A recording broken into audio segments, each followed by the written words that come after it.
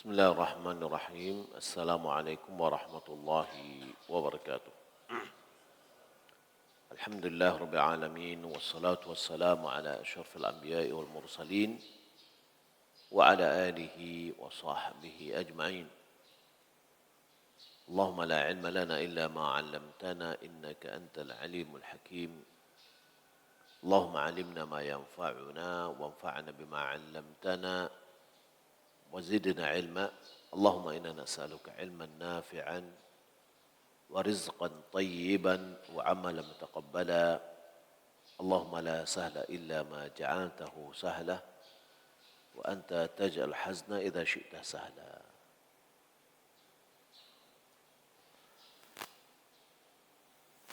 باب في اتخاذ النبي صلى الله عليه وسلم خاتما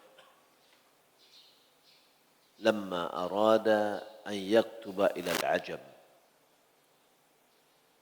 Bab tentang Nabi sallallahu alaihi wasallam membuat cincin ketika hendak mengirim surat kepada penguasa non-Arab.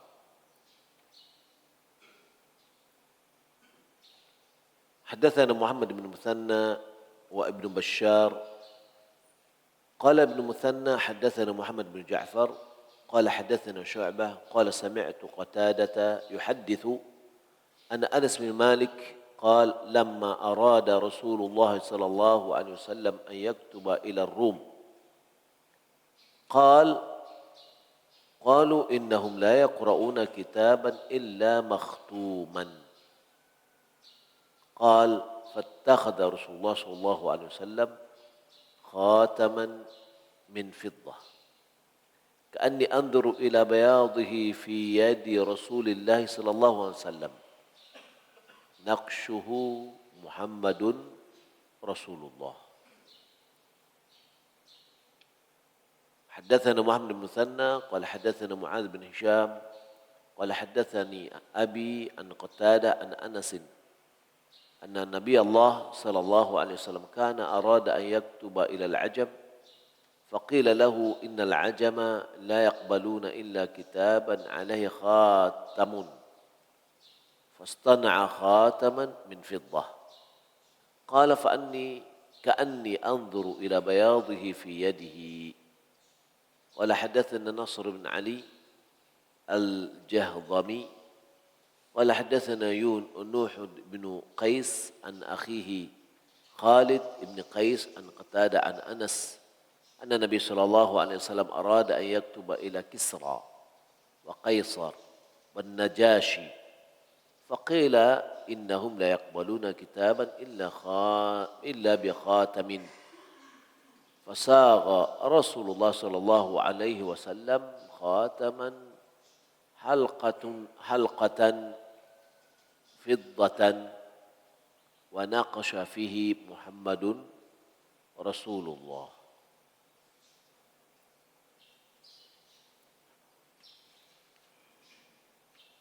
Hadis yang pertama dengan sanadnya kepada Anas bin Malik, dia berkata, "Lamma arada Rasulullah sallallahu alaihi wasallam an yaktuba ila Rum." Ketika Rasulullah sallallahu alaihi wasallam ingin menulis surat ke Rum. Anas mengatakan, para sahabat berkata, innahum la yaqra'una kitaban illa makhtuma. Sesungguhnya mereka tidak akan membaca surat kecuali surat itu distempel.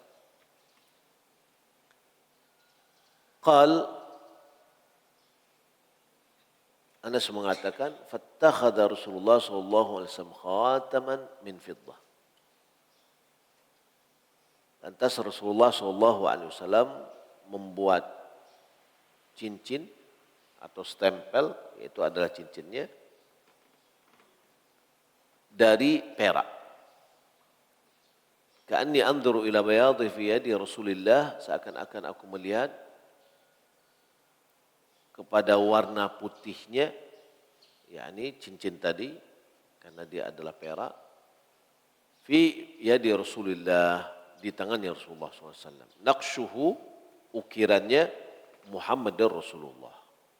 Jadi Muhammad Rasulullah. Jadi kalau kita lihat kayak misalkan cincin kayak gini, ya di sini ini ada ditulis Muhammad Rasulullah. Lalu kalau buat surat, cincin ini, jadi stempelnya bukan stempel apa yang semua kita ya, siapapun bisa pakai. Kalau ini enggak, di tangan dia. Dia stempel, kemudian pakailah. Ya.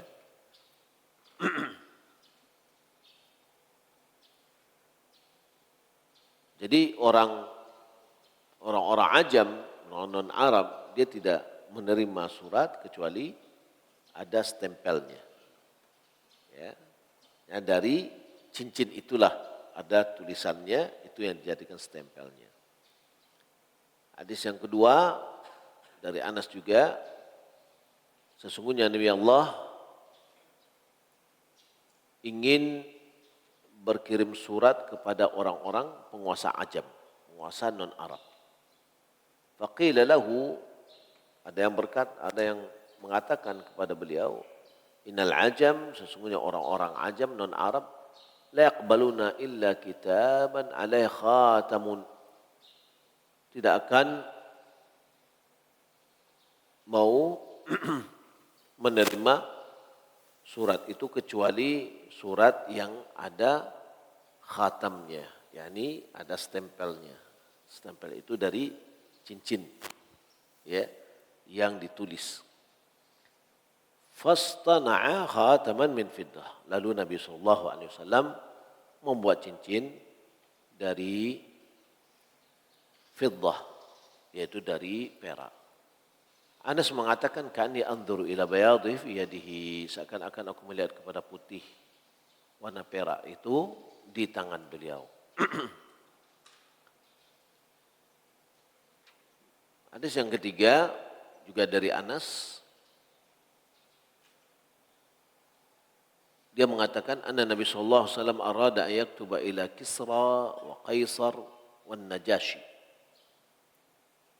Sesungguhnya Nabi ingin berkirim surat kepada Kisra. Kisra ini di mana? Di Persia. Kaisar Romawi. Najashi itu Habsyah, Ethiopia. Jadi ini nama rajanya, artinya gelar raja atau gelar pemimpinnya. Faqila, lalu ada yang mengatakan, innahum la yaqbaluna kitaban illa bi khatamin. Mereka tidak mau menerima surat kecuali ada stempelnya. Fasagha Rasulullah sallallahu alaihi wasallam khataman halaqatan fiddatan wa naqsha fihi Muhammadun Rasulullah. Lalu Nabi SAW membuat cincin berlingkar dari perak dan diukir di atasnya tulisan Muhammad Rasulullah. Maka kalau kita lihat dari hadis tadi menunjukkan bahwa pertama Nabi SAW membuat cincin itu ada keperluannya, yaitu sebagai stempel. Jadi di cincin itu tidak permata, ya, tidak permata, tapi di situ ada tulisan. Tulisan yang diukir itu, yang tulisannya ada Muhammad Rasulullah, itu menjadi ya semacam stempel yang menjadikan resmi dari beliau setiap surat yang dikirim.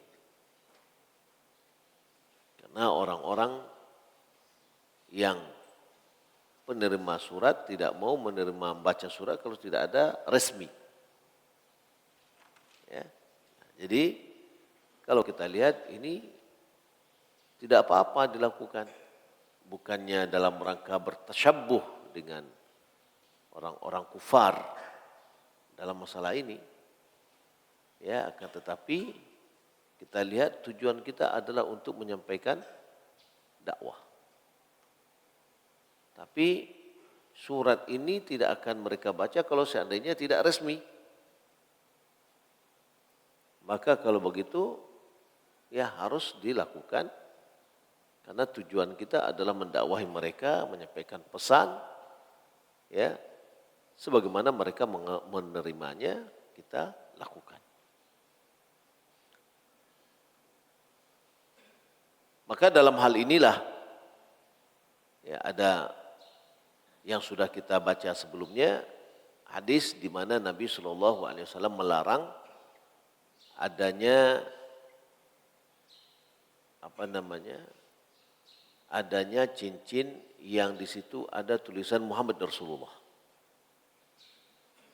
Nabi melarang untuk membuat ukiran yang sama. Sebagaimana yang sudah kita pelajari pada pertemuan sebelumnya. Ya. Maka oleh karena itu sebagian dari ulama ada berpendapat bahwa yang memakai cincin itu adalah orang penguasa. Ya, orang yang punya kebijakan. Gitu loh. Karena dia akan menstempel dari cincinnya surat-surat yang mau dikirim. Nah, kemudian kita juga sudah mengetahui sebelumnya bahwa cincin aslinya Rasulullah SAW itu, ya, setelah beliau meninggal dunia diambil oleh Abu Bakar, kemudian Abu Umar, kemudian Utsman. Kemudian jatuh di sumur. Ini menunjukkan bahwa kepastian bahwa cincin Rasulullah itu sudah hilang. Ya, tidak ada lagi cincin Rasulullah. Kalau seandainya ada yang mengatakan bahwa dia menyimpan cincin Rasulullah, maka itu ada sebuah ya, kedustaan dan kebohongan. Baik. Babun fi tarhil khawatim.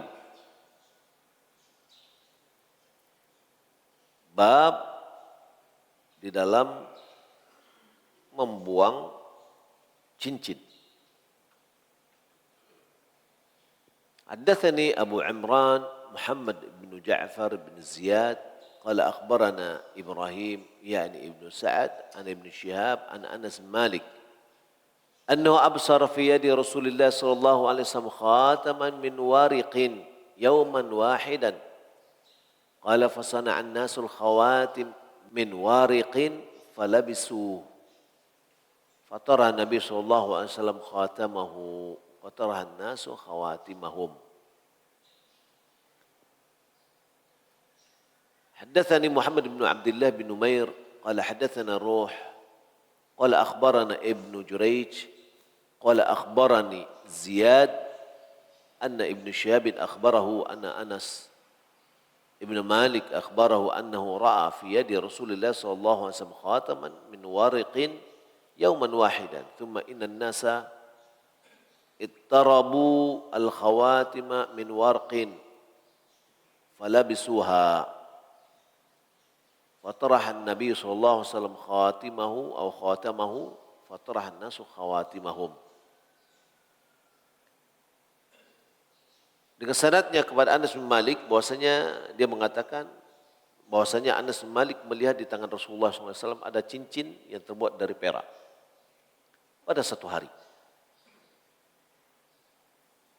Anas mengatakan lalu manusia pun membuat cincin-cincin dari perak lantas mereka pakai.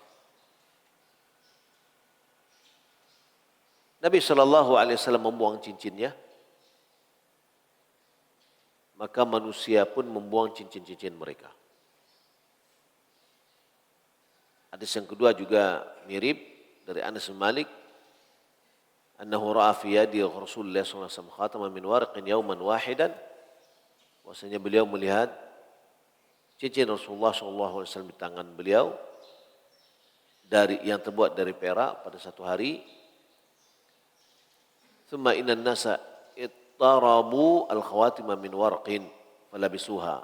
Kemudian manusia juga membuat cincin-cincin ya, dari perak lalu mereka pakai. Fataran Nabi sallallahu alaihi wasallam khatimahu, Nabi membuang cincinnya.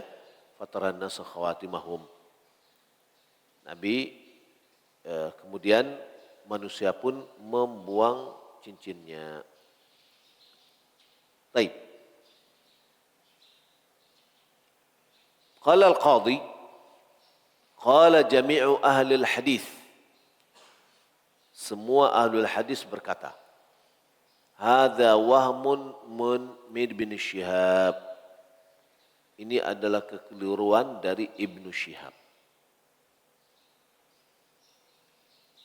Ya, fawahima min khatami al-zahabi ila khatami wariq.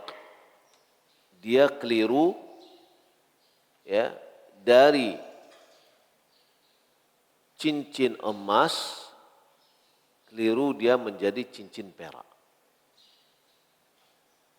Wal ma'ruf min riwayat Anas min ghairi tariq Ibn Shihabin اتخاذه خاتم فضة ولم يطرحه.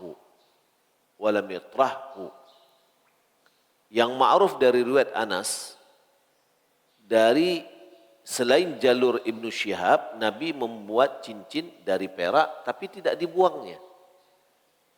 Ya, Nabi membuat cincin dari perak tapi tidak dia buang. Wa innama taraha khatama az-zahab. Yang dibuang itu adalah cincin yang terbuat dari emas. Kama dzakara Muslim fi baqil ahadits. Sebagaimana yang disebutkan oleh Imam Muslim di hadis-hadis yang lain. Ya. Awalnya beliau membuat cincin dari emas. Kemudian beliau buang dan orang manusia pun membuangnya. Wa minhum man ta'awwala hadits Ibnu Syihab wa jama bainahu wa baina riwayat. Di antara ulama ada yang berusaha untuk menafsirkan hadis Ibnu Syihab ini dan mengkompromikan antara hadisnya dengan riwayat-riwayat yang lain. Faqal, lalu mengatakan, lamma arada Nabi sallallahu alaihi wasallam tahrima khatam adz-dzahabi ittakhadha khatam fiddatin. Ketika Nabi sallallahu alaihi wasallam ingin mengharamkan cincin dari emas, beliau membuat cincin dari perak.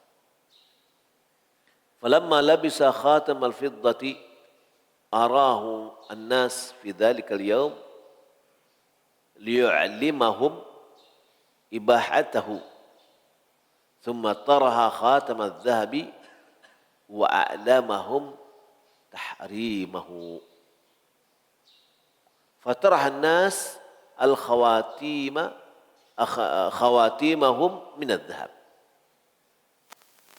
فيكون قوله فطرح الناس خاتمهم أي خاتم الذهب. وهذا التأويل هو الصحيح وليس في الحديث ما يمنعه. Jadi dikompromikanlah hadis ini. Maksudnya bahwa ketika Nabi SAW ingin mengharamkan cincin emas, beliau buat cincin perak. Kemudian ketika beliau memakai cincin perak, beliau ingin memperlihatkan kepada orang pada hari itu bahwa cincin perak boleh. Ya. Kemudian cincin emasnya beliau buang. Ya. Untuk memberitahukan kepada orang bahwasannya cincin emas ini haram. Jadi kedua-dua cincinnya pada saat itu ada. Gitu. Ya, jadi Nabi ingin mengharamkan cincin emas. Lalu dibuatlah cincin perak dulu. Lalu beliau pakailah cincin perak. Cincin emasnya ada, tapi beliau buang untuk memberitahukan kepada sahabat bahwa cincin emas ini haram bagi laki-laki. Ya, jadi Anas melihat cincin peraknya. Kemudian orang membuat cincin-cincin emas. Sebelumnya Nabi membuat cincin emas. Ingin menunjukkan kepada orang bahwasanya cincin emas itu adalah haram. Fatarahan nasu khawatimahum minadz-dzahab. Lalu sahabat membuang cincin-cincin mereka yang terbuat dari emas setelah melihat Nabi membuang cincin emasnya. Fayakunu qawluhu fatarahan nasu khawatimahum ay khawatimadzahab. Maka ungkapan yang dalam hadis lalu manusia membuang cincin-cincin mereka, maknanya adalah yang dibuang itu adalah cincin perak, cincin emas, bukan cincin perak. Hadza ta'wil, ini adalah penafsiran yang, dan inilah yang benar. Ya. Walaysa fil hadithi ma yamna'uhu. Tidak ada dalam hadis yang menghalangi penafsiran seperti ini. Wa amma qawluhu, adapun perkataannya, fasana'an nasul khawatima minal wariqi falabisu thumma qala fataraha khatamahu fatarahu khawatimahum fayahtamilu annahum lamma alimu annahu sallallahu alaihi wasallam yastana' li nafsi khatama fiddatin istana'u li anfusihim khatima fiddah wa baqiyat ma'hum khatim adh-dhahab kama baqiya ma'an Nabi sallallahu alaihi wasallam ila an tarhal khatim adh-dhahab istabdalu al-fiddah wallahu a'lam. Ketika disebutkan bahwasanya manusia pun, para sahabat pun membuat cincin-cincin dari perak, lalu mereka pakai, kemudian Nabi membuang cincinnya, para sahabat pun membuang cincin-cincinnya. Ya, maka ditafsirkan bahwa ketika para sahabat mengetahui Nabi membuat cincin untuk dirinya dari perak, para sahabat pun membuat cincin dari perak. Ya, cincin emas mereka masih ada. Sebagaimana sama Nabi, cincin emasnya ada. Jadi yang pertama dia bikin cincin dari emas. Lalu Nabi lihat ini enggak layak, dibuat lagi cincin dari perak. Karena Nabi bikin cincin dari emas, para sahabat pun membuat begitu. Lantas ketika Nabi ingin memberitahukan, mengharamkan cincin emas, bikin lagi cincin perak. Para sahabat pun membuat cincin dari perak. Berarti masing-masing punya dua cincin, satu emas, satu perak. Lalu Nabi SAW membuang cincin emas yang ada pada dia, ya, dan ketika sahabat melihat Nabi membuang cincin emasnya, para sahabat pun membuang cincin emasnya. Lalu mereka gantilah dengan perak. Ya, itulah mengkompromikan dari hadis di atas. Ya, nah dari sini semakin memperkuat kepada kita bahwa cincin emas itu haram hukumnya untuk laki-laki. Apakah dengan alasan misalkan, ya, ini cincin hadiah dari perusahaan atau dihadiahkan oleh pejabat tinggi misalkan, atau orang yang paling dia senangi, atau itu adalah cincin emas, dan maksudnya adalah cincin pernikahan misalkan.